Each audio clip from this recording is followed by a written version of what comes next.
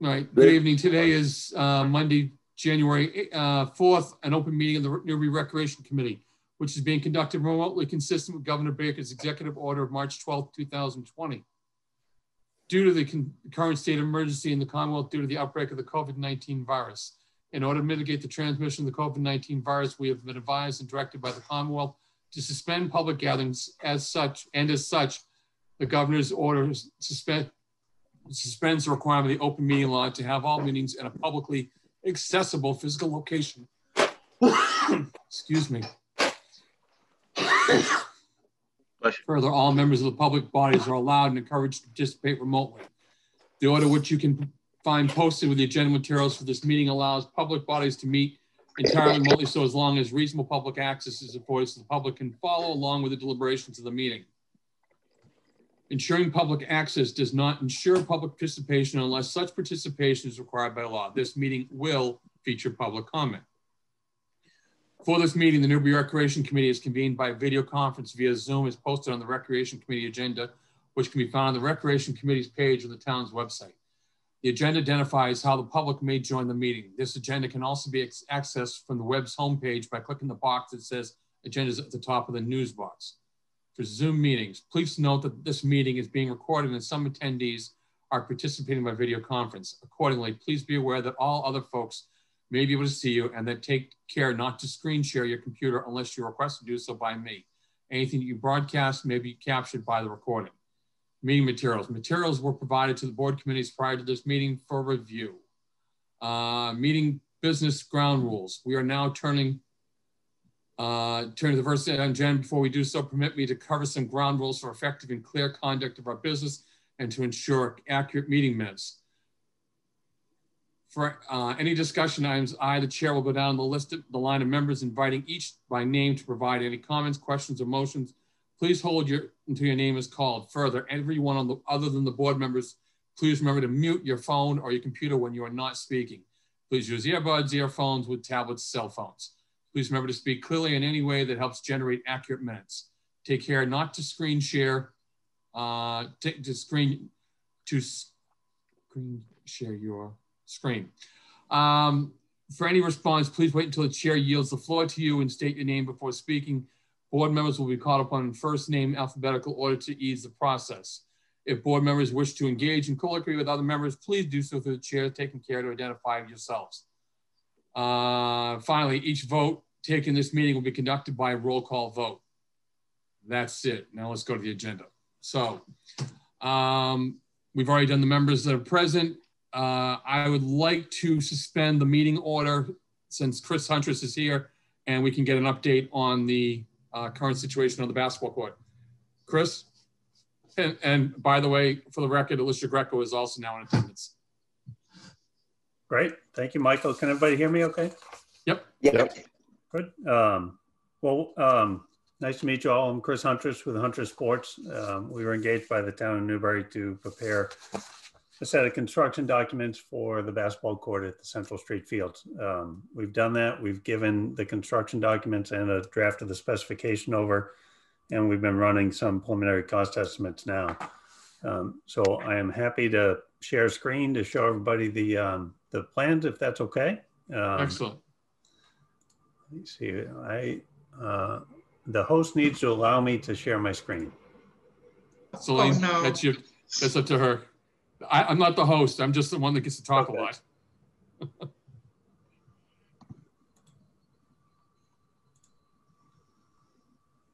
Does anybody know how to do this?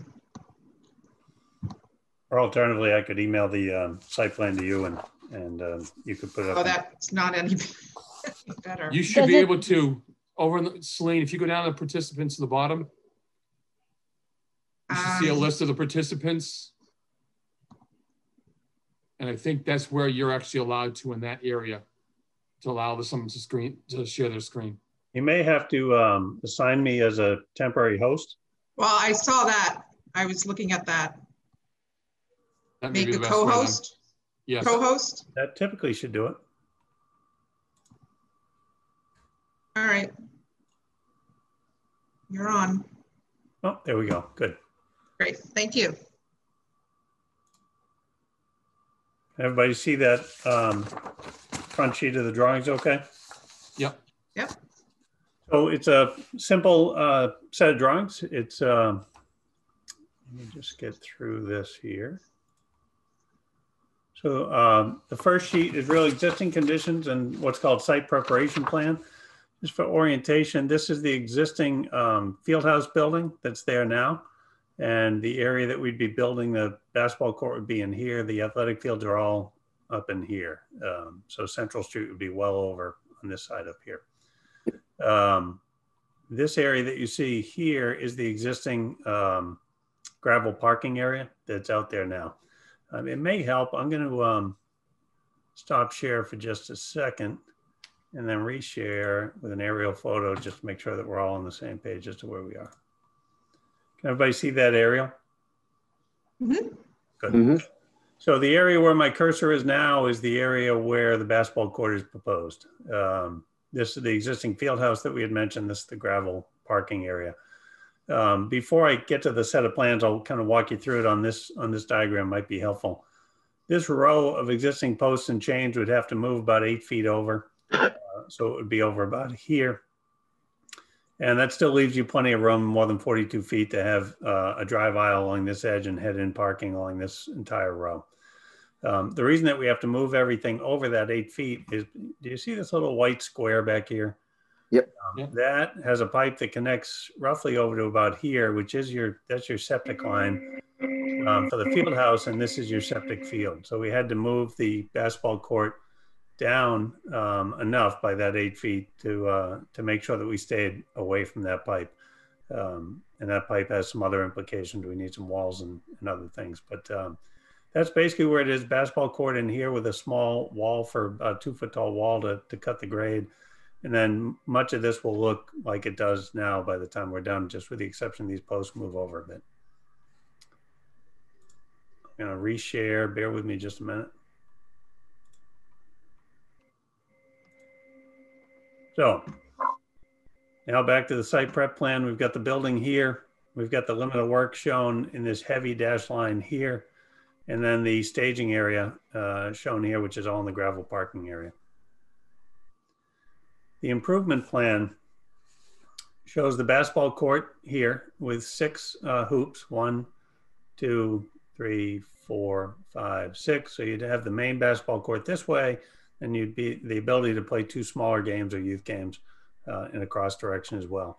Everything you see shaded right here would be paved, either with concrete or with asphalt, and would have the basketball surface on it, which we've given you 2 options. One in the base bid is a painted surface, which is a textured surface made by California Products for basketball courts. The other would be the VersaCourt product that you guys had asked for. So we're starting to get pricing in on all of those items. The entirety of the basketball court itself is surrounded with a 10-foot fence, and you would enter from one of 2 ways. You could enter on this side, on the left side, through a 4-foot gate here, or you could enter on the right side right here as well through a 4-foot gate. Everything is handicapped accessible. And we provided one 12-foot double leaf gate here in case you ever had to get a vehicle in or something larger. You've got the ability to open a double gate and get in there to do, more significant maintenance. Some of the more technical aspects of the job include a retaining wall that you see kind of highlighted in dark here. This comes around the northern side of the courts and retains that grade. Here is the existing septic line is right up in here. And this is the holding tank. I'm sorry, not the holding tank, but the pump tank that gets you over to the septic field is actually a little further down this way. But that line's existing, and I'm sure is buried more than 4 feet deep. So we have to be very careful in working around that line, which is the reason for the wall. The whole site pitches, or the whole new asphalt basketball court pitches at 1% in this direction from a high point up here at the wall at a 1% cross slope, which is very minimal, but enough to drain water into a infiltration trench along this edge. Any water that fills the infiltration trench, it might be too much for it to hold, would then spill out across the gravel parking lot the way it does now. But I think we'd hold the majority of storm events there, and you'd be in good shape. We did review this plan with your conservation administrator. His name is escaping me now, but we met in the field. Was it Bill? He's new. And he was great. He met with us. We reviewed the plans. Once he saw the limit of work and the fact that we're really kind of working around the existing gravel parking area and that for staging, and we had the appropriate erosion control, he sent an email to your administrator, your town administrator, Tracy, saying that no permit was required for the work, just with a request that we give him a set of plans, which we actually handed to him on the site. So he should have everything he needs. With that, I'll stop there for a bit. I've got more that we can go over, but why don't I stop there and you guys can ask your questions about what, what the plan includes. Can you repeat what kind of fencing it was again? So right now there's a 10-foot chain link fence that surrounds the entire site. And it's in this line weight that you see here with the little circles on it. It'll go all the way around. And it's chain link? It's chain link, that's right. Okay. It's 10 feet below the wall. And when it jumps up the 2 feet of the wall, it becomes an 8-foot fence. So that it'll be constantly 10 feet above the grade. But I didn't want the fence to jump here as it jumps up over the wall. So we have an 8-foot fence across the top and then 10 feet around the rest of the site. It'll look nice. Is that like a windscreen around it, Chris, or is that just the chain fence? It can be a windscreen. It's a chain link fence right now, and a windscreen is something you would attach to that, like in a tennis court structure, but yeah, certainly you could. We have not included that yet. I was just curious the way it looked. It'll look like a 10-foot tall black, like a tennis court fence is a 10-foot tall chain link fence. You said it was black vinyl or? Yes, it's black okay. vinyl. Great. So this is the detail for it here. It's fusion bond, 10 feet tall. That's right. It's going to have a mid rail to it here. The doors will have an opening and with a solid member across the top. The gates will be full height. So when you open the gate, it'll swing a full 10 feet up and out. Can I ask a question? Of course. Jack, go ahead. Hey, hi, Chris. Hi, long time no talk. Yes. Where, if there's to be game, when games are being played, where would a spectator view from? Well, that's an excellent question. They could be anywhere along this edge, but it would put them in the parking lot. They could be here. We have put granite benches here, and the wall returns a little bit, so you'd have a seating area out here and a seating area out here. There's certainly nothing that would stop somebody from coming up outside the chain link fence here and setting up to watch, on the grass above if they wanted to do that. But the formal area would probably be on either end here and here where we show the benches. What's the distance between the baseline or the sideline and the retaining wall? It's 10 feet here on the back to the retaining wall, and it's 6 feet right here on the side. And 6 feet on the front, on the gravel side, on the driveway, on the parking lot side? It's 9 foot 6 inches to the fence from the touch line to the fence. I'm sorry, it's too small for my eyes to pick That's up. okay. I appreciate you reading that for me. Thank you. I don't know if that's any better. No, that's infinitely better. Thank you. I think that'd be pretty neat to be able to sit on the hill and watch the games down below. Yeah, it actually lays into the site pretty easily. There's not, it's not a complicated design. There's some issues we're going to have to talk about regarding pricing and cost, but for the most part, the construction of it is fairly straightforward. How much seating do you think will be there? The only seating I'm providing is a 6-foot bench on this end and then the retaining wall. So you've got 6 feet of bench and then 10 feet of retaining wall on both sides. That's the only seating per se we're providing for spectators. Inside the court, we've got two 15-foot long benches here, and then you've got the entirety of this wall, which is a 2 foot tall with the fence behind, which you could seat quite a few people, players and whatnot along that edge. Thank you. I submit to all that players awaiting games, awaiting players and parents are going to make for a very crowded stand against the chain link fence observational necessity. If some consideration isn't taken now to direct those that are either watching the game on or about to come on the court for the following game. That makes for at least 25, 30 players plus parents plus those who want to watch. It's going to be a crowded event. I would submit that sight lines are important for the spectators as well as the coming players to watch. Sure. If there's a desire to have a warm-up area or some kind of gathering space, we could work it right into the grass area over here, which would probably be the appropriate place to do it. We've tried to give you at least 2 points of egress so that they can come and go through, not everyone's trying to jam into one location as they're all leaving. And certainly you could open the double gate if that was something that was necessary. On at the courts and off the courts as the teams are leaving the courts. Absolutely, those things will work themselves out.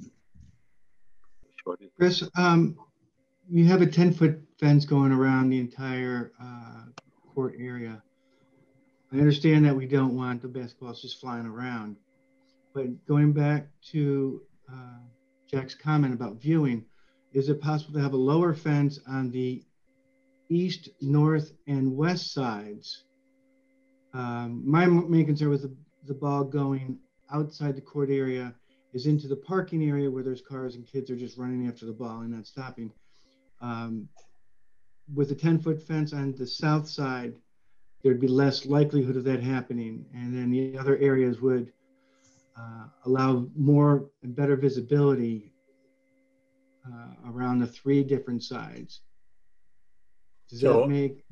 Yeah, I think it makes infinite sense. And as we get into cost, we're going to have to talk about some of these things because you're going to have to shave some off here. This is, this is everything that was requested of us, but we're over budget at this point. But I think to talk about fences, 10 foot, I think is necessary along this being the southern edge, which does abut the parking area. You're not going to capture every ball, even at 10 feet. You're going to lose some balls over there. Really what I'm trying to do is stop the kid, not the ball. Exactly. Catching the ball is great. But so we have, and we could consider it here where we would do a 10-foot fence around half the court. So if you start here, right behind the upright, which is right about, even to the wall, you could do 10 feet around here and then transition to either 4 feet up above the wall, which I think would be entirely reasonable, or even a guardrail or something more simple up above the wall as well. I think our initial plan had a higher fence, like you just described. The U shape on the southern side was much taller, and then on the northern side, it was a little more forgiving. Yeah, I think that would certainly look a little better and be much easier for viewing if you wanted to direct parents up here on the grass or spectators. They'd have, it'd be a great place to watch the game because you're 2 feet elevated above the court, and you'd have the 4-foot fence, to kind of lean on as you look down in. The only thing, Chris, and this is Dave Dempsey, the only thing with a 4-foot fence there, the parents are going to be chasing those basketballs all the time. They are. So I think, that's the issue is with a 4-foot fence on that side, even though it'll look 6 foot on the other side, on the standing side, but on the court side, you still only have 4 feet. If you're shooting in this direction, you're going to lose more balls. Exactly. My other question with that same side over there that I'd be a little concerned with is that 6-foot space between, because even with the half court, 2 half court courts, you're still going to have kids, running and doing layups into this end and 6 feet into a chain link fence. I'd have some concerns with that. And I know we're kind of tight on space over there because of the septic pipe and the drain pipe, but I'm just really concerned about a 6-foot spot on that side. If we have courts playing both on these 2 ends and we're using the smaller courts, that would be a little bit of a concern for me with a 6-foot. So what you've got right now, you've got a 50-foot dimension across and 84 feet in length, which is regulation. I've got 9'6" left over on this side and 6 feet here. I put the 2 team benches here because I figured you could use the wall for seating as well. Right. There's no reason we can't flip that. I can even remove the team benches and just assume everybody's going to use the wall and give you, 9'6" over here and 6 feet on this side, or even more. I could give you. Well, see, what I'd be concerned with would be 6 foot either way on any side on both of these ends over here with the half courts. It's a short distance from a kid coming down, you know, doing a layup, or a kid's coming down to exchanging the defense and play, you know, and going after a ball, or going after a ball that's going out of bounds. You know, 6 foot run is probably 3 steps for a high school kid, and he's hitting the fence. So yeah, but most high school kids aren't going to be playing cross, you know, cross. Yeah, but in practice, you got guys down here that are practicing and they want to split it up and get 2 half-court games going on. I'm not going to argue with you, but right now we got 15 feet 6 inches, you know, of additional space. Yeah. I can keep coming. I could keep coming into the parking lot a little bit, but at 42 feet, that's an appropriate dimension for an 18-foot parking bay and a 24-foot drive lane, which would be here.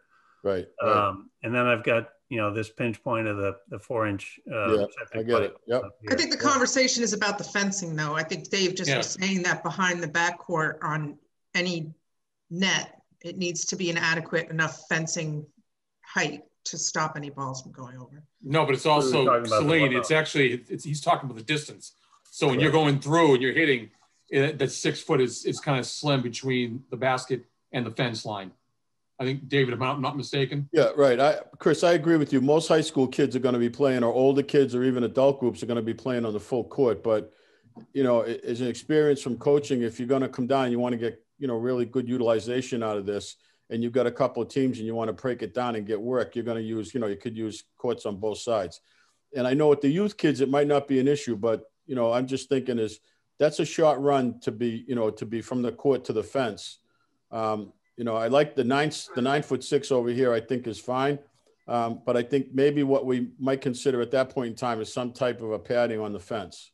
And that's something we can think of later on, or put on later on, and hang some, you know, so that when games are going on, we just hook up some mats on that fence there, so kids aren't going to run into. Just so everybody's aware what this, and I should do a cross section through here, but what this actually looks like, this 6 foot dimension is to the face of the stone retaining wall. And then there's a 2 foot flat space and the fence is up behind that. So not saying it's any better, but what's 6 feet off is actually the face of the stone retaining wall, not the fence itself. The fence is another 2 feet back. So you might want to, you know, you could pad that 2 foot section of stone wall there, or we look at, you know, swapping up some of these dimensions a little bit more. We could give 10 feet over on this side. It would just leave us to a little bit less than 6 feet on this side to the fence. Either one I think would work for you, but I can't really steal much more width and make that work. Right. I get it.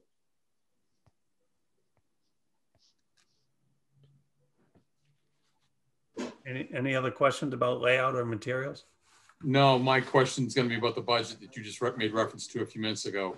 Right. That we were over. We are. I do have one other question about the material. Have we decided whether we're going to go with a concrete base or an asphalt? I think we need to talk about cost and the implications of that, right, where we are, and then you're going to have to make some decisions. Okay. All right. Right now, presently, all in with a concrete base and a VersaCourt court and the 6 hoops and 10-foot chain link flag fusion bond fence, we're plus or minus $200,000. Excuse me? Yeah, I do. We've priced this out. We've been waiting for pricing from VersaCourt. We just got that in the other day. VersaCourt alone, and VersaCourt's carrying the court surface and 6 hoops. They're at approximately $60,000.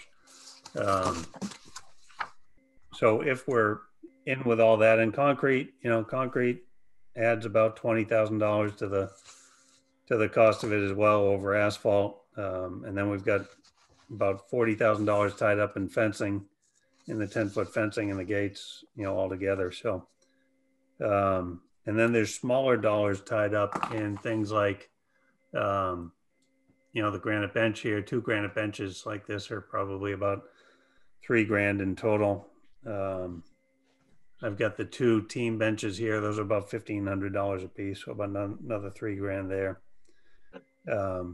So there are ways that we can tighten this up. And I think when we go to bid, you'll do better because the way public bidding is right now, it's pretty tight, but I've been running this, you know, based on our traditional cost estimates. And I've given it to a couple people to kind of look over my shoulder. VersaCourt's been looking at it with us, as has one other contractor, just to make sure that we're in the right range. And it seems within a plus or minus, you know, 5%, we're pretty close. So I can detail this for you. I haven't, because we literally just got the concrete pricing in today. But I can break this down into a cost estimate and get it over to you tomorrow. If you would please. Yeah, Yep. I'll be honest with you, you're probably looking, and I'm not speaking for everybody, I'm speaking mainly for myself at this point.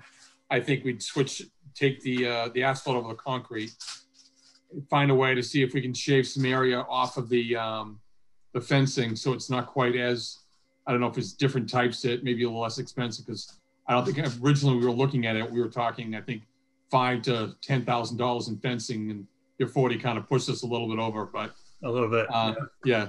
But it's things like that. I mean, the benches, you know, I'll be honest with you here. As the numbers were coming in and we're looking at, there's not, it's not like we've gold plated this thing. You know, the VersaCort certainly has a cost to it, but there's not a lot of things not a lot of triggers we can pull. I mean, you know, we could take away for the uprights, but then you lose a lot of the functionality, and those, quite frankly, aren't that expensive. I mean, installed, those are about $3,000 a piece, you know, a little bit more, about 20 grand for all 6 uprights. So you're not really saving a ton of money. And by the time you put it, you know, if you tell me, well, let's put a sleeve in and we'll put the upright later, the sleeve and the foundation are actually the expensive part. The goalpost itself is not terribly expensive. So Chris, let me ask you another question. What's the difference in the price when you mentioned earlier about a rubber-based sealer over the concrete or over the asphalt with the painted surface? The painted surface comes in about 17,000 from that's California Products, and I'm sure you've seen it on other courts. I'm sorry, bear with me for a minute. The VersaCort surface comes in about $35,000, so it's about double to go to the VersaCort. Yeah. And then VersaCort included in their number the upright hoops. So that made their number closer to 60 in total. But for the surface alone, you're at about 35 grand for VersaCort versus 17 for the color coded system.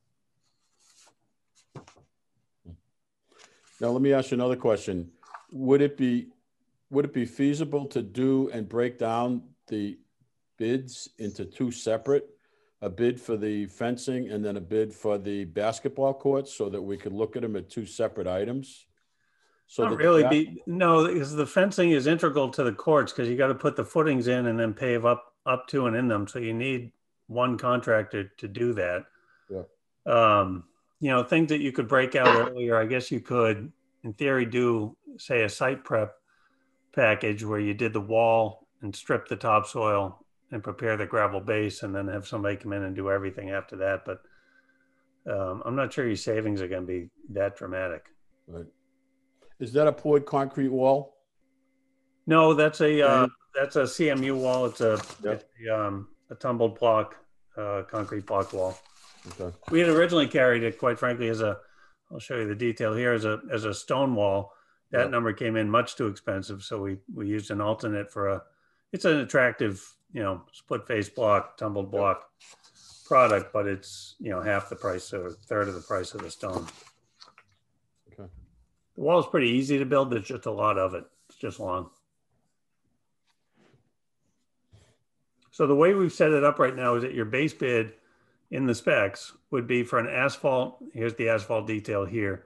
An asphalt surface 4 inches thick, and with a painted color-coded surface, a California Product surface. Then the alternates go into a concrete pavement at 4 inches and a VersaCort court system. So you would, to add the VersaCort, you wind up deducting the painted system, which you wouldn't use, and then add that. Now, VersaCort has also told me that they will go on top of an asphalt pavement detail, where I think some of the earlier conversations I'd had with Dave and others, they thought that they would only go on concrete. They prefer to go on concrete, but they will go on asphalt too. Concrete lasts longer. Right.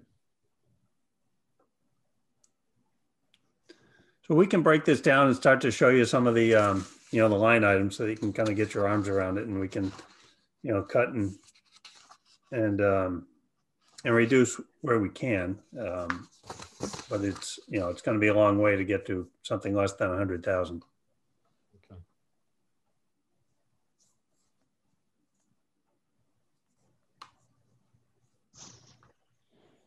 Any other questions?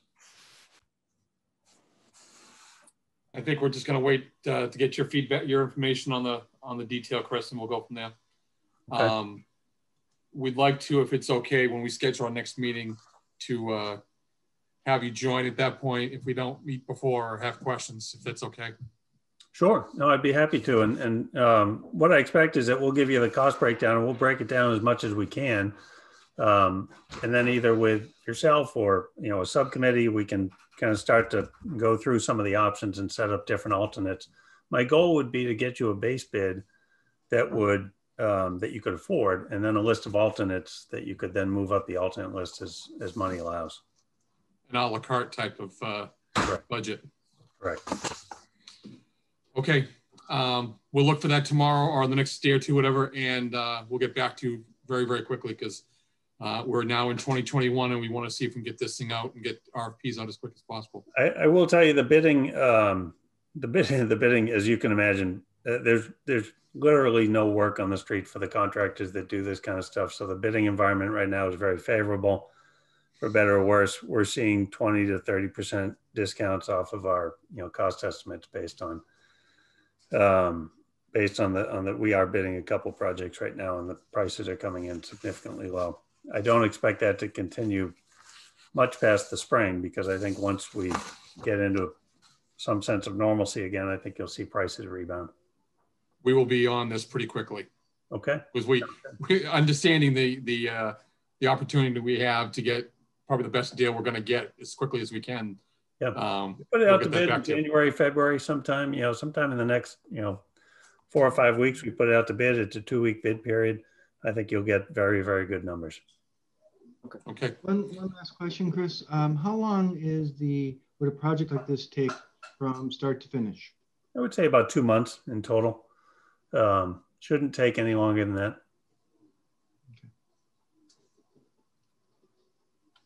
Okay. Thank you very much, Chris. I appreciate taking the time. Thank you, Chris. And walking through all this with us. It's a little sticker shock, but in general, I think. Sure, but I'd rather scare you now than when the bids come in. So yeah, we'll figure it out. Okay. I appreciate it. Thank you so much. Thank you. Thank you all. Thank you. We'll talk to you soon. Thank you. I'm going to ask before I go any farther. There's someone who's joined with an 886-203-01023 phone number or number on the screen. Can you identify yourself, please? He's on mute. I know he is. Or they are. It's an 11-digit area. It's 11-digit number. I don't. So I was just curious. They are.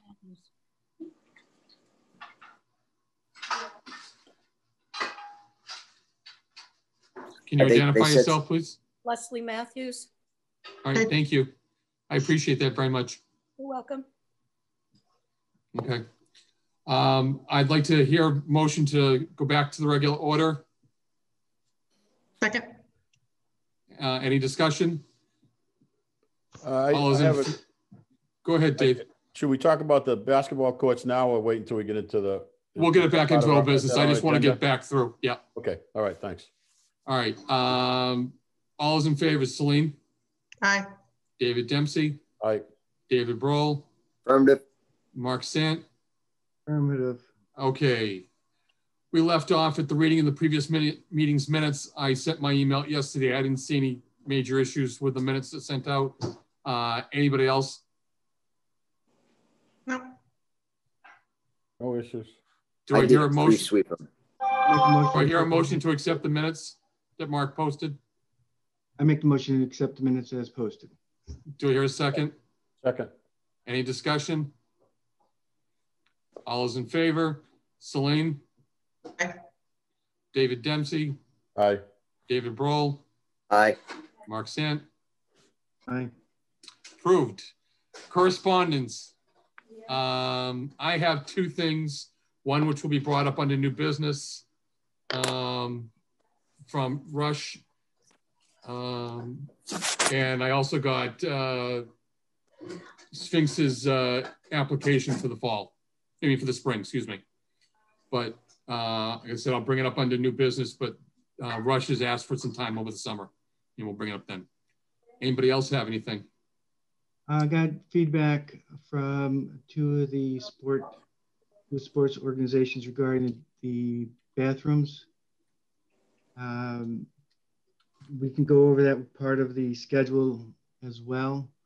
But generally the idea is for the younger kids, I haven't heard from lacrosse, but the idea of having bathrooms available for the little kids is important. So as we get into that conversation, it's people would like it. And again, when we go back to the schedule, the finances for the year, I'll bring more of it up then. Okay. Anything else? Bills and claims, Celine. Just the one bill from the security company for 6 months worth of monitoring. I sent it to everybody earlier. How much was it off the top? $330, is that right? Yeah. Okay. And it's for the fire suppression unit, for fire alert? I think so, yep. Okay. A couple of meetings back, and this is going under financial, I looked through the document you sent us, Mike, and through notes. I was under the impression that we were to supply a handicap bathroom up at the fields for the last part of the fall. And I saw one up there. Yeah. What's that? Well, I thought we had. Well, I saw one up there, so I made the assumption that you had contacted Tracy and that, in fact, had happened. It was brought to my attention by Jason of the Triton Youth Soccer that they actually had it installed. They had one installed and that they paid for it. Okay, because I had asked Tracy about that and they said they were going to have one put up the field. Yeah, well, there may be some confusion when two different people are calling for a unit for the same place. They're not going to know Triton Youth Soccer from Town of Dewberry. To them, it's the same thing. So I respectfully ask that we consider, or I'll make a motion to reimburse Triton Youth Soccer for the bathrooms they had up there, the bathroom they had up there. The amount was, yeah, what was the amount? Just hold on a sec. Are we sure we didn't pay anything? I don't remember paying anything. I don't remember seeing, I just remember approving, but it was about $1,000, 900 and change, I think, for the 2 months. The document that you sent out from the town accountant through the end of November did not indicate that we paid anything. All the documents that Celine would have signed up to this date, there was no indication that it was for Reds. The amount was $273.75. That's all Triton Youth Soccer paid? Yes, because it was in there. Oh, I'll have them get it from now on, because I know from the town they were talking $900 for 2 months. Well, when my note from Jason is it's locked when they're not using it. So the reason they had it locked was so that they could monitor who goes, not necessarily individually who goes in, but for contact tracing purposes, it was not available for the general public, which might cause some confusion. If I went up there and found that the toilet was locked, I would want to know why. Now, we could do that as long as the town administrator and other people are aware of it, but he had it locked. If we want them to do it, then do we give them credit or what? But first, let's deal with the invoice that they got and they paid for something that we should have done, or we agreed to do. Let me put it that way. Yeah, I have no problems in that, at least personally. I mean, so we're just bringing up Mark under new business, and I personally will support it because we had said we were going to do it. Just going to do it, formality. Okay. Anything else from anybody on bills and claims? Okay. Old business. Now we get to go back to the basketball court and kind of get an idea. I was a little sticker shock. I'm glad I was sitting down when he hit us with a number. It was after him going through each sort of scenario, it was pretty much where I think we thought we'd be, around 35 for the VersaCourt. Then what I think we should talk about doing, because what I thought was to do pavement instead of concrete. Pavement's not going to last as long as concrete, but that distance is going to be, what do you say, like 25 for concrete? He said 20. He said 20 for asphalt and 25 to 30 for concrete. So you get an extra 5 to 10 years, depending what it is. And if we keep up the asphalt, whether every 5 years or something, we take up the VersaCourt, seal it, and then put the stuff back down with proper maintenance, we could probably stretch that out. Yes. So that was sort of in the same vein. We knew that if we went concrete, just by talking to that one person, that if we went concrete with a VersaCourt, we were looking at $150. So I'm surprised by the fencing. Yeah, the fencing kind of threw him. Now, $40,000 for fencing is a lot of money. Well, is that just the chain link, or is that the stonework to keep the grade from coming over? Is that where did it? I think it was just fencing. He said, yeah, we don't need $40,000 worth of fencing. No, I think the only other thing, David, with the asphalt is we can control it and keep it up. But where part of that is elevated, what I'd be concerned with is that where it's a filled area, I would be concerned with frost heaves and not being able to control that. That would be the only thing with the asphalt that I'd be concerned with. In that area where the wall is filling in and there's a 2-foot area of fill, that would be a concern with me with having an issue of frost heaves in the asphalt. Well, I think that they would, you know, like they did 2 different approaches. They did the approach with the asphalt and the California surface on top of it. It would be guaranteed, I think, the same way. I don't think that they would build that to have it fail, you know, doing the asphalt version with as he said, a California type paint surface on it.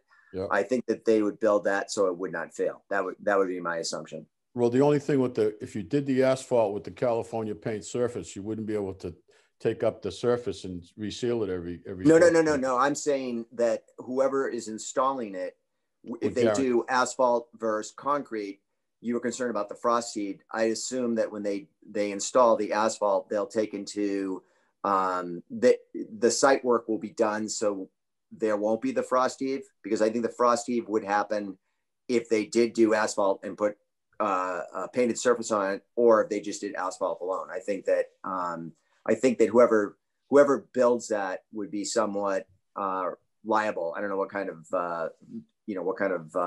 warranty they have on it, but that would be my assumption that they would have some conversation we could have also with Chris as far as the bidding process on what the bid would the RFP would actually look like when we sent it out, as far as what we're going to go.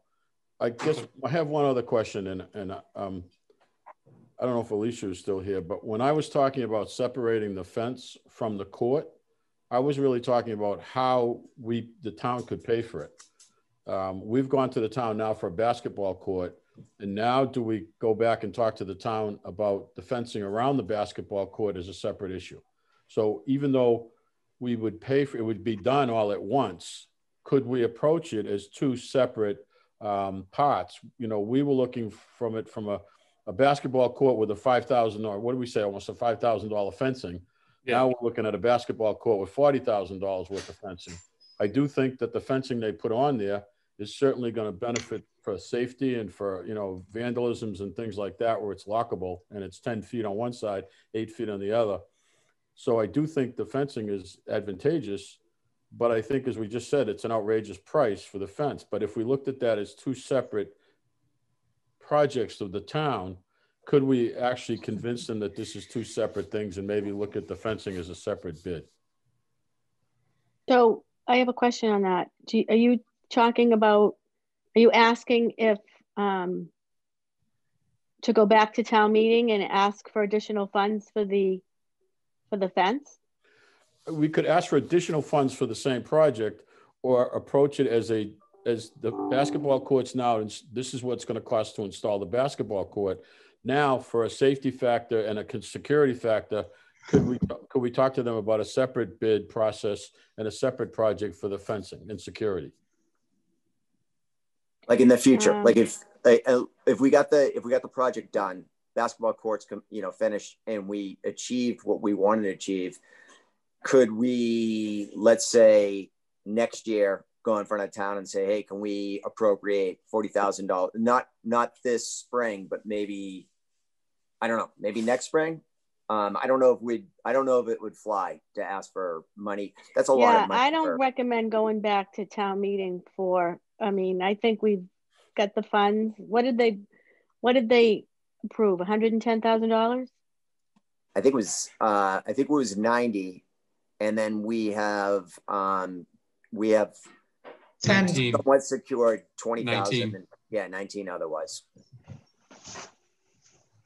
Yeah, I mean, if you wanted to, if your thought process is to break it into two different pieces, complete one piece and then go back and get another piece, I don't recommend that at all. I think that it needs to be completed, because you don't want to have kids spilling out of that court. It has to be complete. Right. So I think we have to work within the budget. Okay. How necessary, I guess the question is, it'd be nice to have a 10-foot fence all the way around, but how necessary is it if we went back to I think we initially talked at one point about a $4,000 4-foot high chain link fence on the parking lot side. It was only like 5 or 6 feet in on one end, and then just the length of the on the parking lot, but nothing on the other side. It was open. And if we did that, kids will have to chase balls, but as a kid, you chase balls. Right, but on the only problem is on the parking lot. Whoa, everybody. Dave, I'm sorry.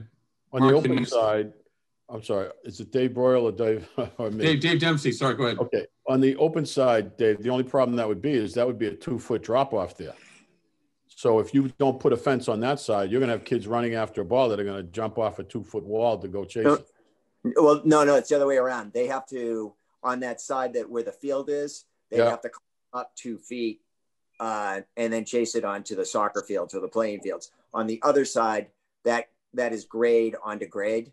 So basically where the parking lot is, that's what we were talking about, putting a 2-foot or a 4-foot high fence just to keep the balls from, a majority of the balls from going out into the parking lot. And if we did a whole distance, a continual layer across the 100 feet of court, what would happen is the ball would go into the parking lot, but by the time the kid got around the edge or whoever, it wouldn't be like an immediate run out into if it was someone driving by. It'd be one of the things where the ball would have come out and then it'd take a while for the kid to go out and get the ball. So, a driver would see that and more likely stop. I mean, I'm not saying they're not, but even with a 10-foot high fence, someone could toss a ball over the edge. So I don't know. I mean, I think you wait to get his cost estimate tomorrow. Yes. And then see what you can shave down. But the project really needs to be completed within budget. All right. Mark, go ahead. I was just making a little comment that if you chase enough balls, you start learning to take better shots. Yeah. Practice makes perfect. Well done. Okay, anything else on the basketball court? David, I'm not sure if he's sending it to Tracy, you, me, but whoever gets it, please make sure that if you get it, either send it to me and send it up to the group. But let's get it out, make sure that we get a chance to look at it. And then let's get our feedback back. Now, this is more of an Alicia question. Can we discuss the fees via email with each other, or do we have to then reschedule another meeting? You should have a meeting within 2 weeks, especially with the bid process. I mean, that's the only thing I took away from him is that, it's a favorable right now. There's people looking for the work. We don't want to miss the window. No, I strike with the iron taut. I would schedule a meeting within 2 weeks. If you don't have, for whatever reason, you can't meet, you don't have the information, you can always, reschedule it. But I think you should be meeting every 2 weeks until this project is launched. Okay. We'll bring up the next meeting time at the end then. So next thing on the old business, Kent Way. Mark, do you have anything, or from based on your last email, we're kind of wrote to the town administrator, and the feedback from both the town administrator and the planning department of the steps that we need to take. Step one is essentially getting a plan out. I've asked, and Celine, do you have a copy of, I remember I dropped off a copy of a plan to you a while ago. Do you have that copy? I have a copy from back in the day. Can I grab that? I'd like to see if we can't reuse that again. The conversation was to use that footprint, not necessarily the specifics of the 6 courts and et cetera, et cetera, et cetera. It's just the tentative area that would be used for recreational activities and parking. But I'll see if that can happen. If that plan is not viable, then I will ask the town administrator the process to secure new plans so that we can do the necessary steps to begin a clearing process. Leslie, are you there? Michael, is Leslie still with us? Yes. Yes. All right. Is that the appropriate process for planning?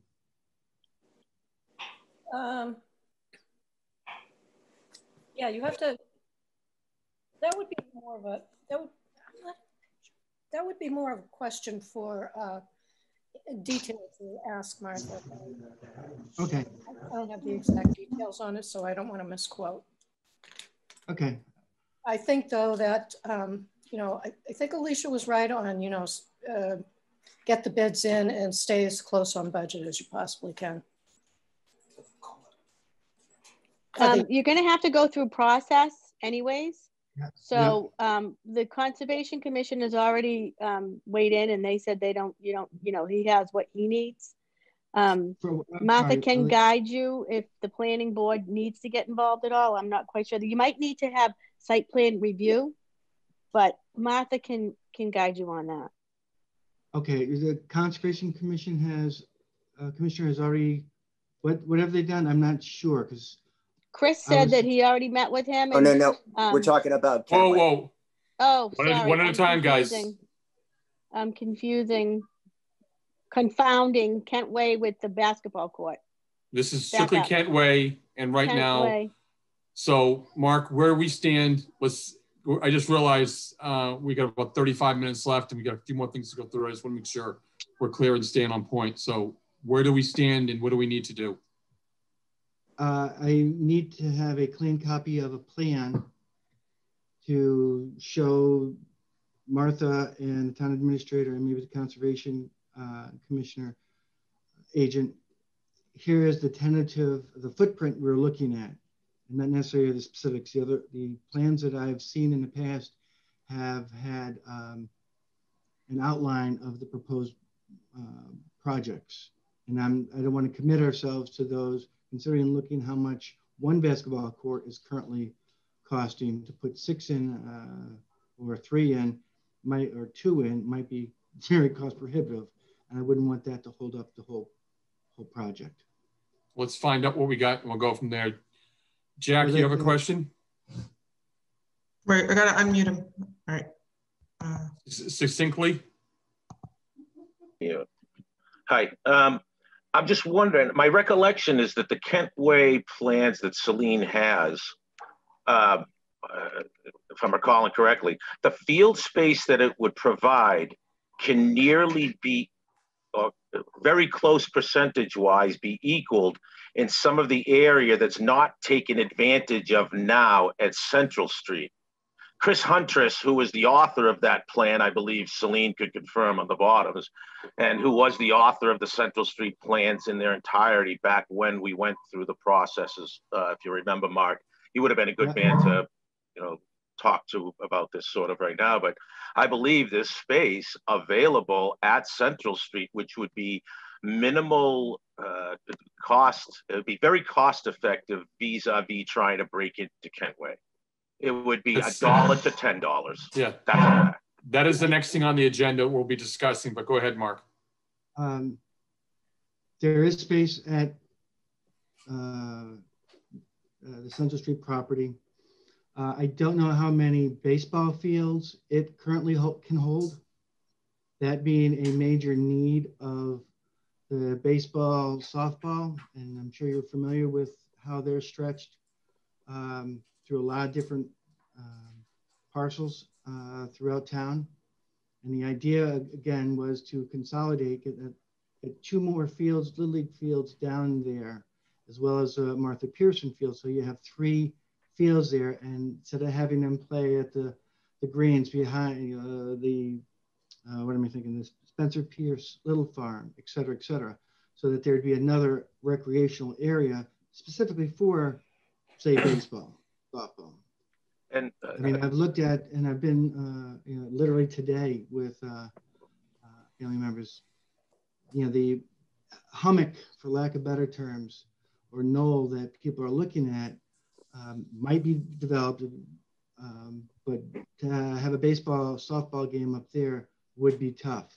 Well, let's look first, everybody. Let's look to see, Mark, get the plans from Celine. Let's see what we can do and get with conservation to see what one we can do if we can. I think a priority, though, Mark, when we were looking at those fields for that application, baseball and softball, youth numbers were clearly at their apex. Subsequently, this next generation of children aren't as participatory nearly as what was prior. I'm still involved in baseball, and we can't field nearly what we can't. We have the Upper Green and the Martha Pearson Field more than suffices presently, as I would presume, and I haven't talked to the softball woman directly lately, but I'm pretty sure that the 2 fields, the one we built down there and the one that existed, suffices for the numbers. But I know that the BN League can confirm those numbers. So I submit to you that the field space that could be built at the knoll would be directly related to what the lacrosse aspect or the soccer aspect, because the knoll itself isn't also available. That ravine you see can be extended by that pipe and also filled. So there's a lot of space you can't vision yet that really would make for quite a largesse opportunity in that area that, again, is $1 to $10 trying to get into anything at Kentway. Kentway will be an incredible undertaking under the greatest of circumstances, where we have an asset that's underutilized. And I really think that better effort and the more prudent use of any assets would be, let's continue on at Central Street. Okay.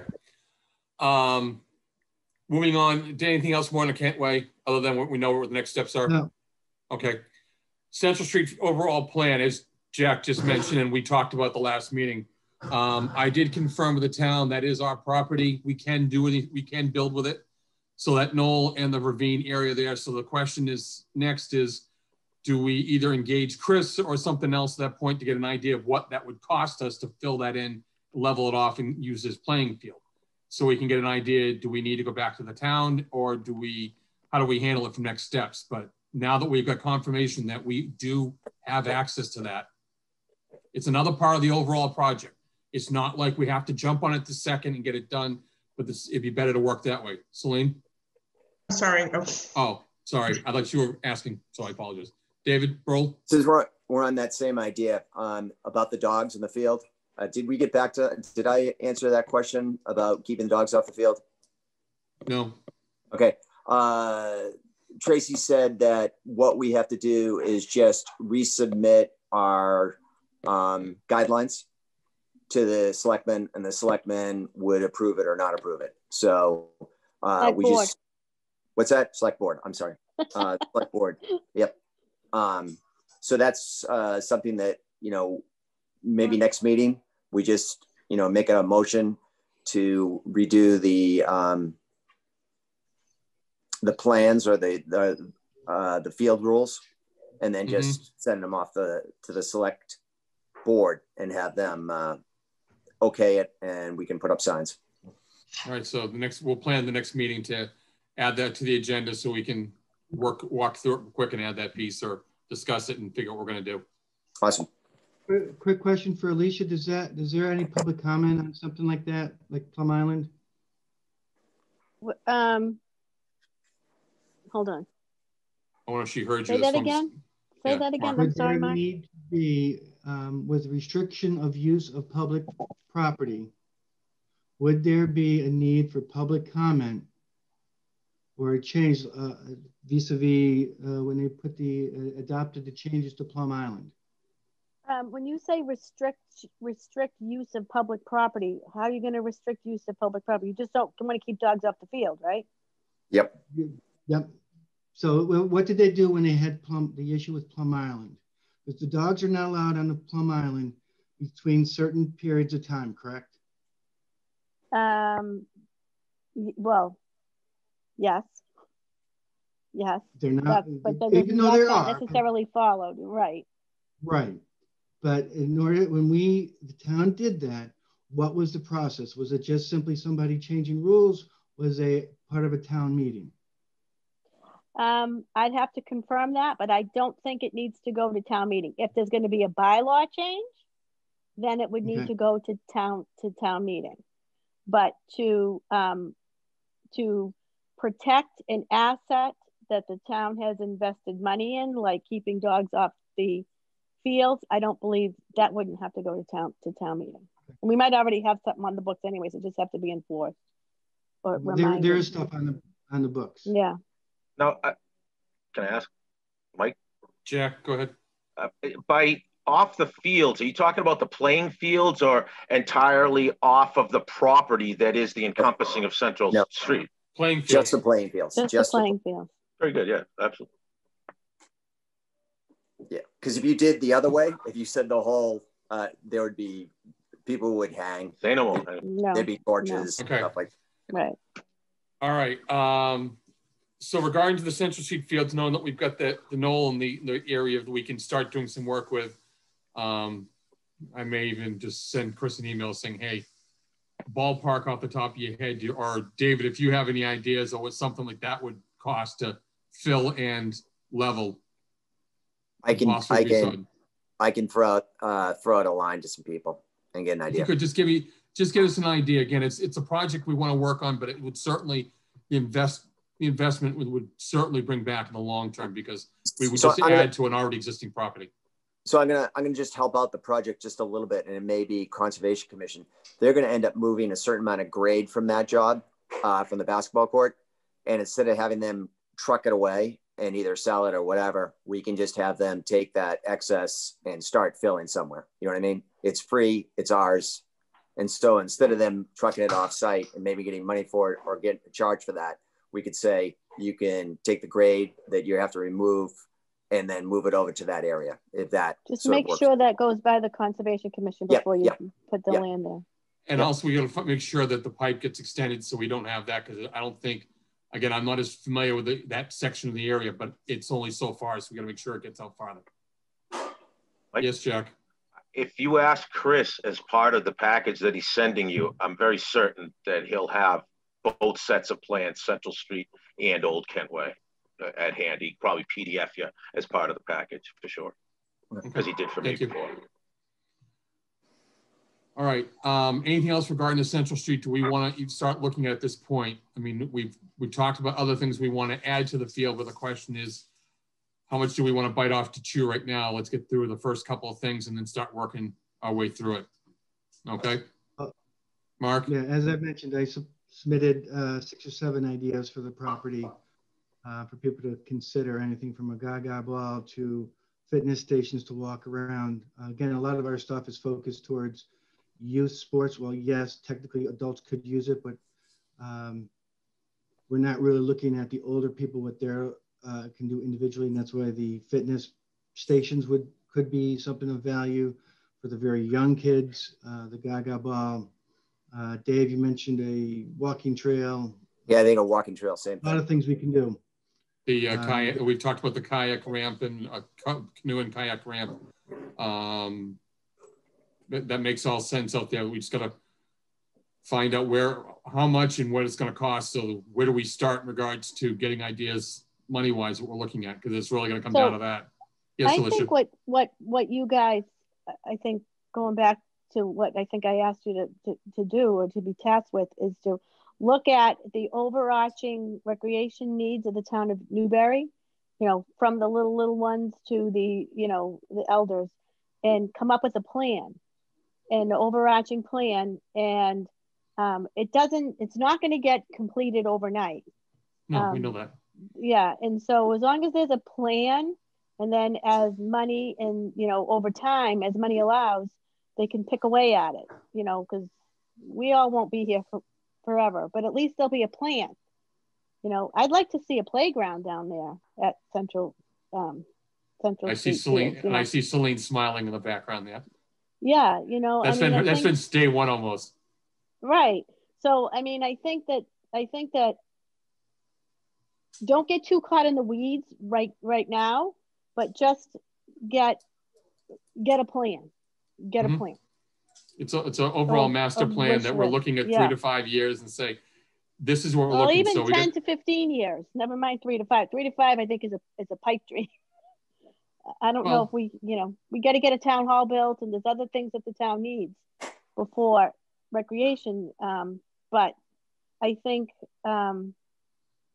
if there was a plan, recreation plan for the town of Newbury, like I said, over time, we could pick away at it. Okay. Anybody else, anything on the Central Street?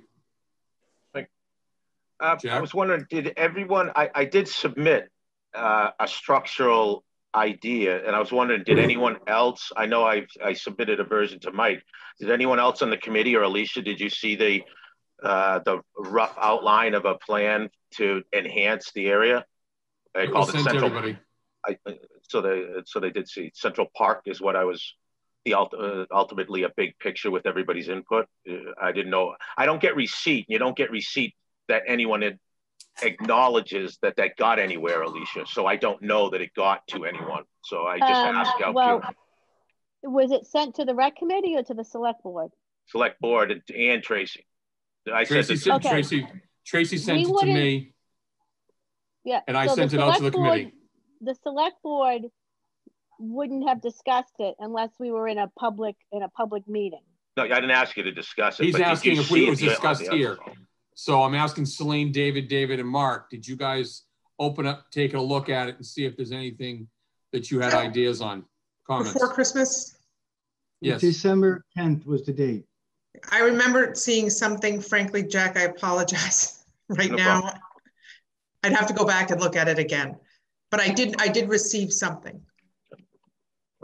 And I remember seeing something too, but I would have to go back, honestly, Jack, and read it again. Then why don't we plan this, and knowing that it was sent on the 10th, we have the email, and let's put this on just so we can see if we have any comments at our next meeting. So we can make sure we have it. Jack, honestly, Jack has been around like a long time, and he has a wealth of historical knowledge.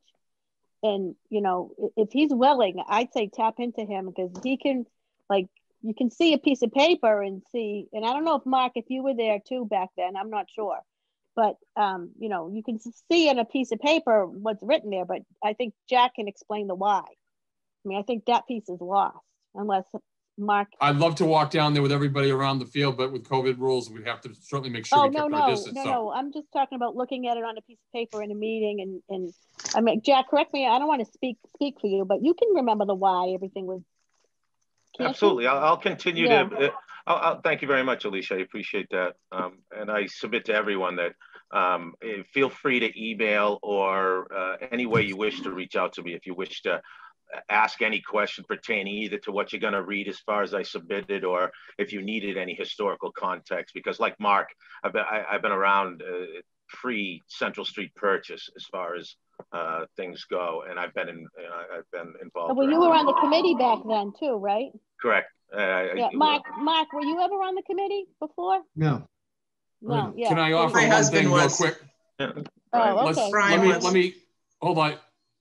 Jack, can you do something like what Chris did for the next meeting and prepare like a 10-minute presentation based off of your information that you sent out that you could present to everybody?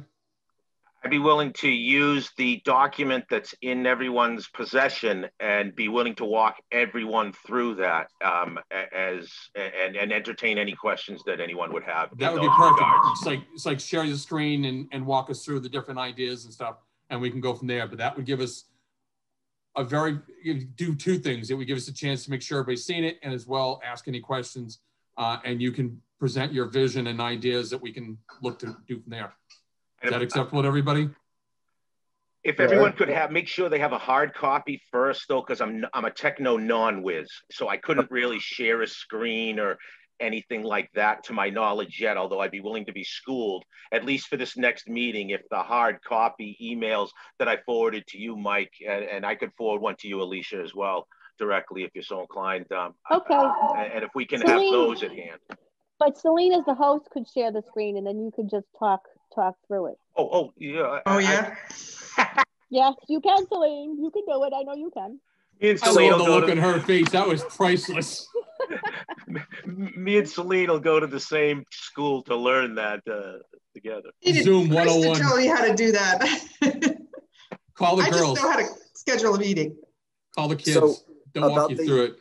About the email, I have the email, but it goes into colors and pictures today, and I've got no graphs or anything. So I just have what he has written, and it sounds great, but I don't have any of the, so I don't know if you guys received that on your emails, but mine is just like 1971, and there's a line underneath it, nothing, no pictures, no anything. So if it was forwarded too often, Dave, it gets scrambled. Okay. So perhaps if Mike individually shot it to you as a forward and not a blast, it'd probably go through with all that. But I'd be willing to, if Mike sends my email out, I'll absolutely individually send them out to those that come to me for sure.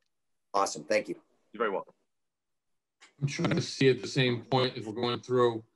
Jack, you posted it on Facebook on the Newbury Byfield page, if I'm not mistaken, a while ago. And if I could somehow take that and share it, because those pictures came out clear as day on that. So I'll see if I can make it happen. I built an email accordingly ahead of the Newbury chatter. So I think that I'll put it out, because not everybody is on that medium. So I think going with the hard copies directly by email for now would probably be the best way rather than requesting out. Okay.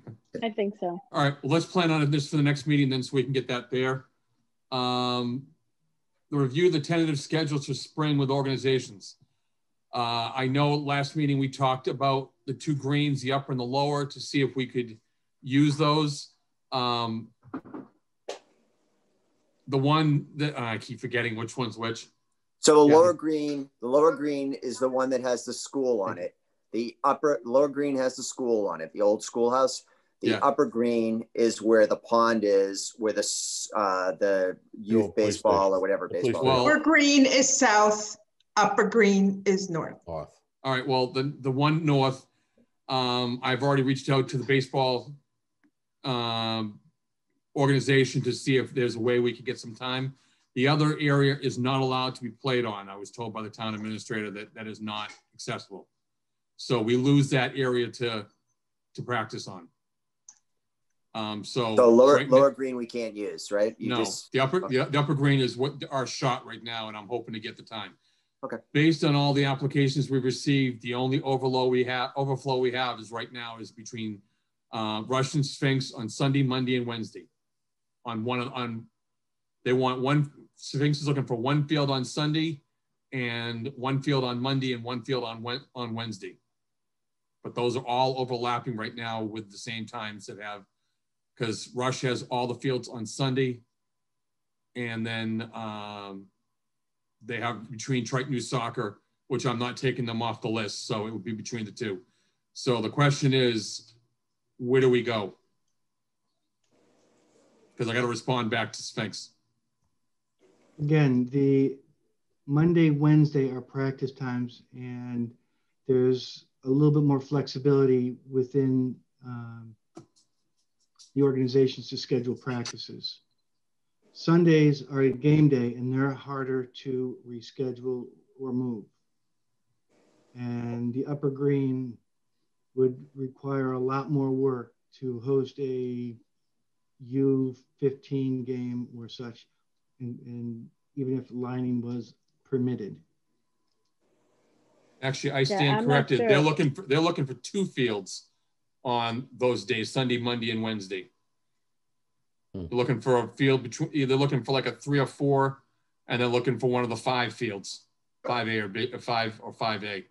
I know I sound like a broken record and it's too late, but I still feel like we're not controlling the use of the fields. The users are asking for more time than they need until they can make their plans. I understand the problem, Mark, but I can't see anybody going to a big town like Beverly or Salem and saying, I want all this time and then I'm going to change my mind.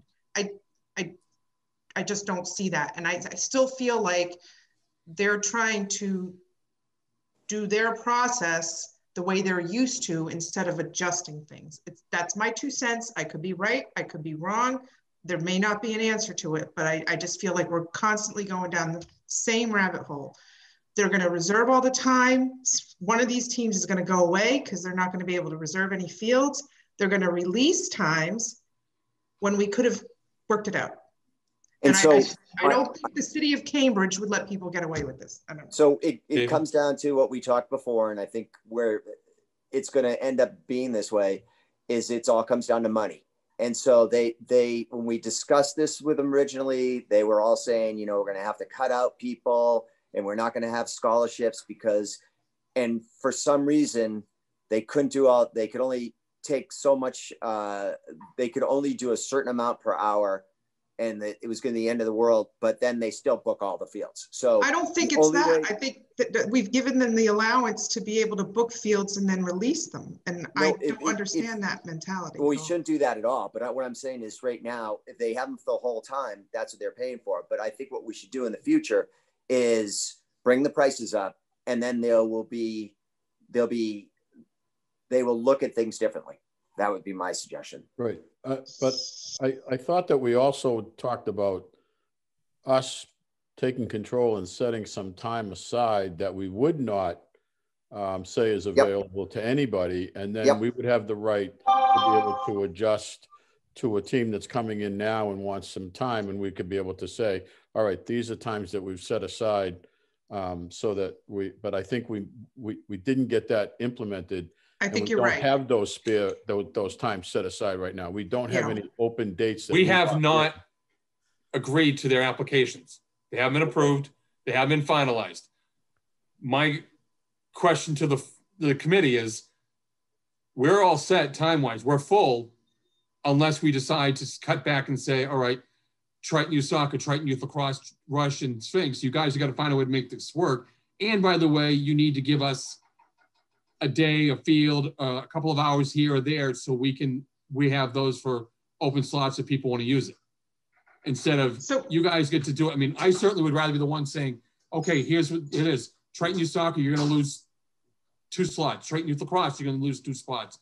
Rush is going to lose 2 spots. And then Sphinx, if we can fit, we got to find a way to fit them in to get it all done, or we don't.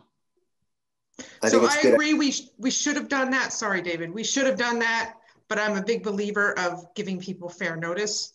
And so I do feel bad that we didn't take the time. We obviously got distracted with other things. And, you know, we should have made that decision back in November. We may have to suffer through this season. But I can be overruled. David Dempsey, you got any feedback on this? Well, I agree, because I think the situation we're in now, if we pull some from Triton Youth and we pull some from others, and now we slide Sphinx into that area or Rush into those areas, they're going to look at us and say, you know, you took it away from town kids and you're giving it to other people. So I think we have to be careful of that going right now. But I think, you know, well, they just realized pulling from the other groups was not intent to give it just to Sphinx. It was to create open spots if we wanted to do it, which is what people had mentioned before. Right, but that's I'm not taking anything from the town, right? Unless I'm not to give it to someone else. That's not the way this works. Right, but that's what it's going to look like to them when they all of a sudden have two fields taken away here or 2 fields taken away there, and then all of a sudden we slide somebody else into those fields. They're going to come back and say, you know, you took it away from us and gave it to them. If that's why we're still on if we still have the opportunity to make it clear that we want to keep open fields, and we do that, then that's a different story than saying, okay, well, you know, we've got your applications. We're what, a month, 2 months away from the program starting, and now we're going to take and ask them to loosen up for some to give to somebody else. I don't know how that's going to appear to them. I mean, I'm looking at right here, Saturdays, Triton Lacrosse has fields 1 and 2, and Triton Youth Soccer has the other is 3, 4, and both 5 fields. Right. On Sunday, Triton Lacrosse has fields 1 and 2, and Rush has the other 4, 3 and 4, and both 5s. And they're all day, right? Yes. So everything we did to make the per hour plan is we're getting money for it. How much would it cost them if we charge them for all those hours they're reserving right now? How much would that cost? I'd have to go through it. It was supposed to be cost prohibitive, which is. No, it's not cost prohibitive. I understand, Mark, the problem with scheduling, but I feel like we're accommodating the other towns instead of being the ones in charge. I don't know.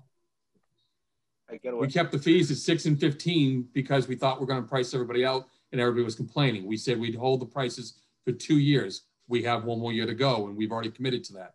So we can't change prices this year. It'll have to wait 1 more year. The question is— But that wasn't the goal for changing prices. It was for them to be everybody who reserves, not just youth teams, everybody, to just be a little more mindful of the hours that they're reserving, and not just grab the fields all season, all day. Well, it doesn't sound like they're cost prohibitive because they're able to grab the same amount of time they've had in the past, and it's not a problem money-wise. Are we giving them a credit for time they're not using, Mark? No. No. We did last spring because of COVID. They paid for it this year in the fall, and they had their time in there. So are the teams that have made applications aware that what they have reserved, they are on the line to pay for?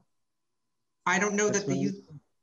Did they deposit checks with the collector, Mike, with the applications?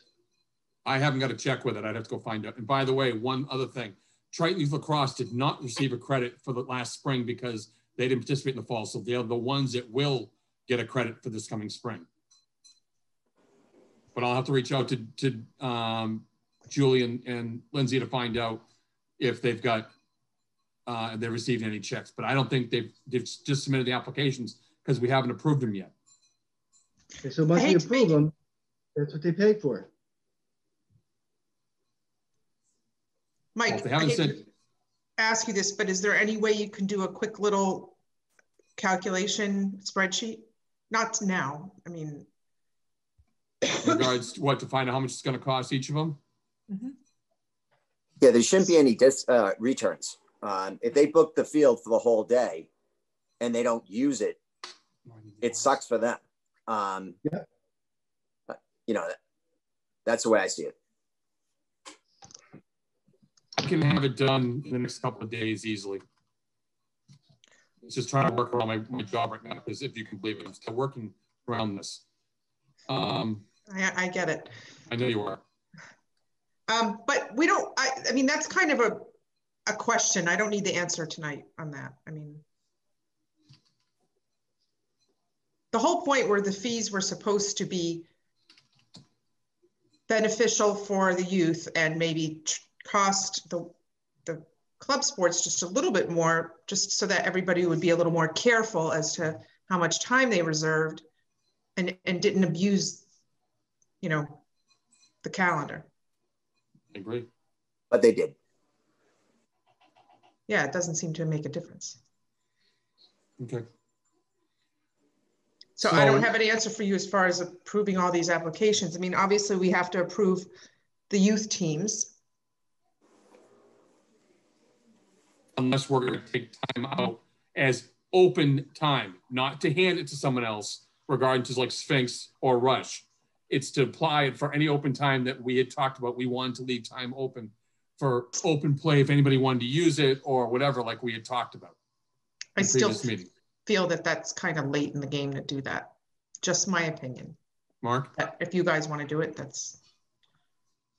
Mark, your opinion? I don't see the absolute need to create empty space for hopes that some kids will use it when we know there is a potential for a paying local program to be using it.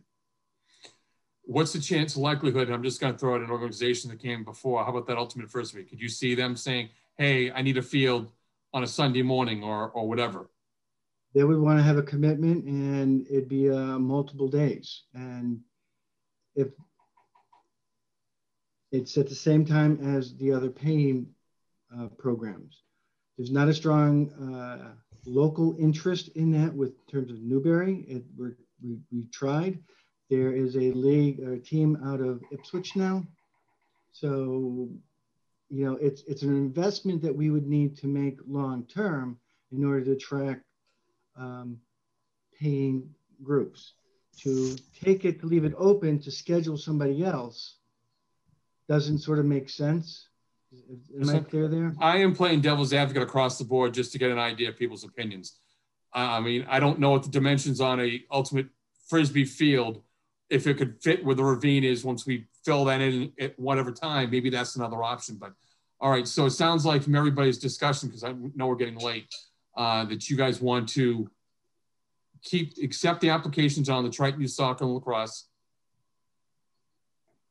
We'll reevaluate Rush and Sphinx in 2 weeks or at our next meeting. I will get an updated list of what the fees would be, how much money would be coming in from each group in the next couple of days. Does that sound acceptable to everybody, or where I'm on the right page? Yes. Yeah. Okay. The last thing we have, that's actually the end of old business. The next thing we have is Rush's application. They're looking for, Stefano sent me, they're looking for Monday, Tuesday, Wednesday, and Thursday from 6 to 7:30. So for an hour and a half each night on one field.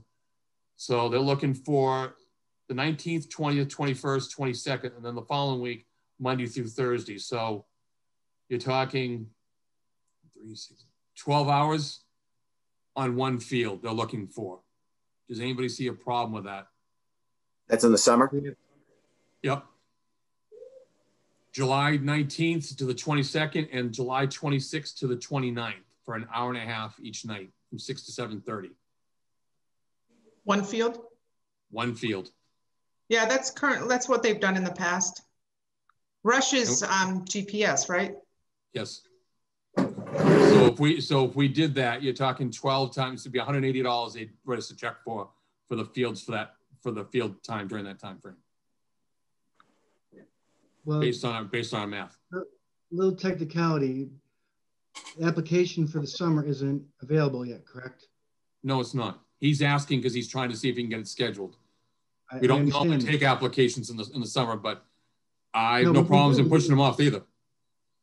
No, we have taken applications for the summer. It's in our policy that we have a time frame in which the summer, any season, is when we take them in, when the season, when we stop taking them and make our decisions, and we should be following that. That's fine. He sent it out and they wanted to know if they can decide on it. So I can certainly tell them, submit the application, and when the time frame comes, we'll give you our answer. And I'll be on my response, and I'll make sure everybody's copied on the email. That's all I have on the agenda tonight, other than we need to make sure what the takeaways are for everybody, and then schedule a next meeting. You did say that we would talk about the. You're right. You want. Yes, you're right. Go ahead, Mark. Bring it up. I make a motion that we reimburse Triton Youth Soccer for the restrooms that they provided this fall in the amount of 200. It looks like it's going to be $237.75. Do I hear a second? Second. Any discussion? We'd already said we were going to do it and we were going to pay more. I am all for paying this. That's my opinion. Right. David? The question I have is that if this is actually what they're actually getting and we have an invoice that shows that they paid it, is this something that we can ask them to continue to do? And I think, Mike, you brought that up, but we pay them and reimburse them because I think, like you said, they were talking about $900 for us to put a handicap bathroom in there. If they're getting it done for $275, maybe we can ask them to continue that, and then we can perhaps do a reimbursement to them for their expenses. But at the same time, we can't allow them to lock it up when they're not there and not let anybody else use it. If we're going to go under that premise, it has to be open and available to everybody that's there. We would just be talking to them to do that so that we could get a better price. Okay, Mark, one quick second. Well, hold it. Mark, please do me a favor, if you would. One, let them know it would be a credit on their bill if we approve this. Two, see if they would be willing to let it stay open during the time frame. Celine? So is part of the reason why their bill was so cheap was because it was locked and nobody needed to come and pump it? No, well, I can't say no, I wasn't there. My understanding is it was from November 2nd to November 16th. Well, that was 2 weeks. That's why it was cheap. So it's a shorter period with three. We were talking all of October and November. We were talking 6 weeks, and it would cost us 2 months. They had 3 cleanings a week. And it was locked for COVID purposes so that if contact tracing needed to occur, they could go directly to their team. So they would like, I can't speak for Jason, but if they're paying for it, I can understand why they would lock it. I think there'd be some confusion by the public that if our bathrooms were locked, why they were locked at certain times, unless, Alicia, if you thought the town would be okay with it being locked. I think that currently, due to COVID, no town-owned properties are open to the public because of COVID. So I remember when we were talked about having this portable potty installed, we had discussed that, and because of COVID, it would have to be cleaned daily, and it was cost prohibitive. Yeah, and that's why it wasn't the field house. The porta potty was going to cost us what, $970. They said it was like $970 for October and half of November, 6 weeks. It would be cleaned daily like the other place. That's why. Thank you for giving a bigger description, Mark, on this. So if we were going to do this, so really the situation is we want to reimburse Triton Youth Soccer for having it on the field because we didn't get ours. So we reimburse them $273, but then we still have to look at the spring and how we want to handle that going for that. And you need to run it by the health agent too, because of, I don't know where the COVID numbers will be by then, but right now we're still red. Kids aren't in school. Town offices are closed. Town buildings are closed. I'm well aware of the COVID situation. Yeah, right so I don't recommend that be open at all. And I don't recommend us putting in any portable potties. And no, I just don't think it's good. It's good, but that's just me. Well, based on that, Alicia, do we continue to allow them to put that in and pay for it on their own without checking with the health department? Jack, I will, 1 second. That's a really good question. There's 2 different things here. We're talking the fall. I think we need a reimbursement because we had already approved it and it didn't get in. So as far as I'm concerned, if we didn't pay the bill and then it didn't go in, I have no problem. I don't think we should have a problem reimbursing Triton Youth Soccer for that $273. For the spring, It's a whole different ballgame. So we're looking at 2 separate things. The motion that's going on right now is to reimburse them for the fall. Is there any discussion on that? If not, all those in favor, Celine? Aye. David Dempsey? Aye. David Brohl? Aye. Mark Sand? Mark, I think you're muted again. I didn't hear you. Okay, no, I can hear you now. Just say yes or no. Okay. So we will reimburse them as a credit towards the spring for $237 and change, whatever that amount of money is. So now the next question is, do we want to wait a couple of weeks before we start bringing up the next topic on the bathrooms in the fall, in the spring? Jack, you've had your hand raised. What's up? I think you got a liability issue letting other people put their paid for toilets on the public property. You can't allow it. Well, we did. We didn't mean this. But we're talking about going forward. I didn't imply that. I'm saying going forward under any circumstance, that company should be held to the same price, and they shouldn't be duking you because you're a town and they think they can add some to it. But by the same token, it has to be a town of Newbury toilet on a town of Newbury piece of property. That just goes without saying. Then that brings us back to what Alicia said.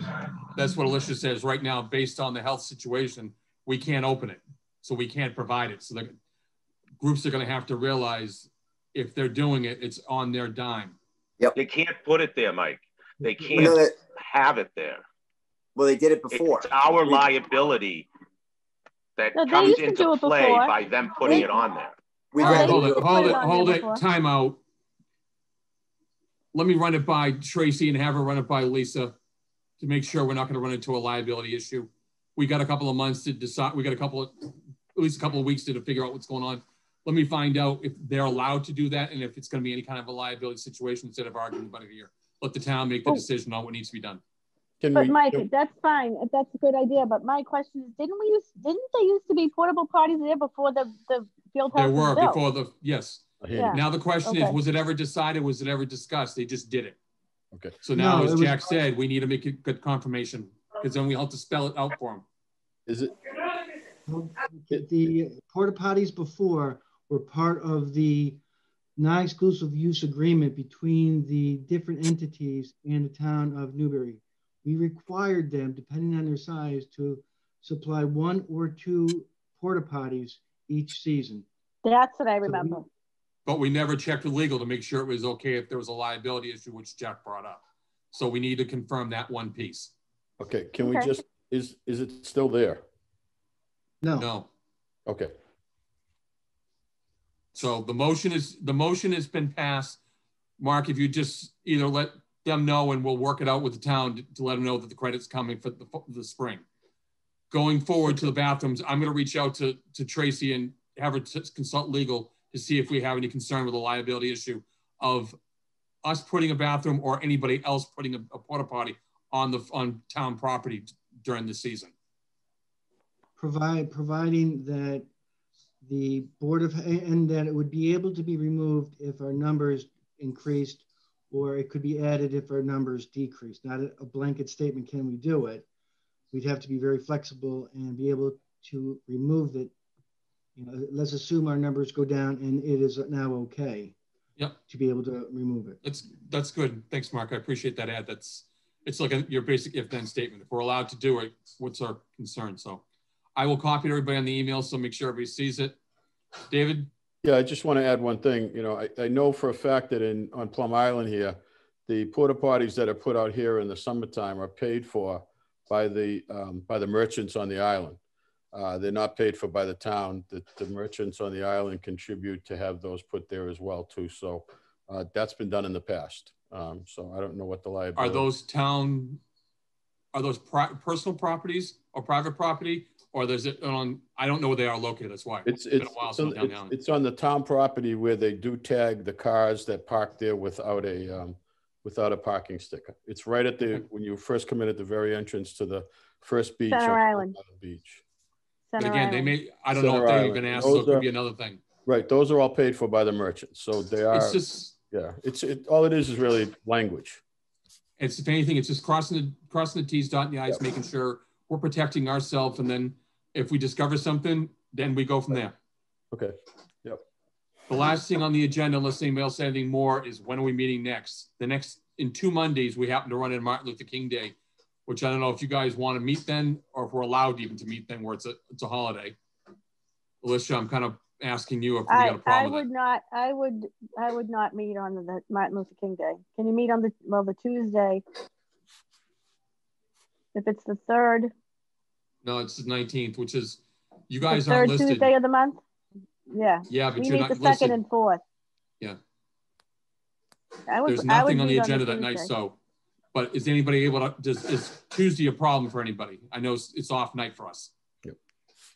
Nope, it's not a problem for me. Dave, No problem. Mark? No. Not a problem. Okay. Celine? Because you're the quarterback on our meeting, so. It's fine. Okay, so let's schedule our next meeting for the 19th, where the focus will be around the basketball court, making sure that we get the budget. We kind of talk about that, the applications for the spring to make sure we can finalize that. I'll check into the bathroom situation as well. Mark, I'll see if Chris has got the old plans for Kent Way, see if he can send them over to you. I'll copy in the email I send over, see if he can get those. They're not going to have them. They're too old. Really? So I gave, all right. Who's not going to have what? Chris wouldn't have the old plans for Kent Way. 3 years ago, when I started looking into this, I did call Huntress for the plans. So that's why the plans you have, Celine, are so important. All right. So can you two find a time, coordinate to pick those up from her, Mark? Sure. Cool. So that's what we're going to focus on next, because if we're going to meet every couple of weeks, we got to make sure we're getting our bang for the buck. Also, Jack, you're going to talk to us about Central Street and the overall vision that you guys were thinking. Well, with everybody's help. Okay. What do you mean everybody's help? Absolutely, Mike. You'll figure out, you get enough kids that know how to do IT stuff. Other than that, do I hear a motion to adjourn at 7:44? I make a motion to adjourn at 7:44. Do I hear a second? Second. Any discussion? All those in favor? Celine? Aye. David Dempsey? Aye. David Brohl? Affirmative. Mark Sant? Affirmative. Thank you all. We'll see you in a couple of weeks. Happy New Year, everyone. Thank you. Happy New Year. For your time. Happy New Year. Yep. Happy New Year. Stay safe. Thanks, guys. Bye. Thank you. Bye now. Bye now.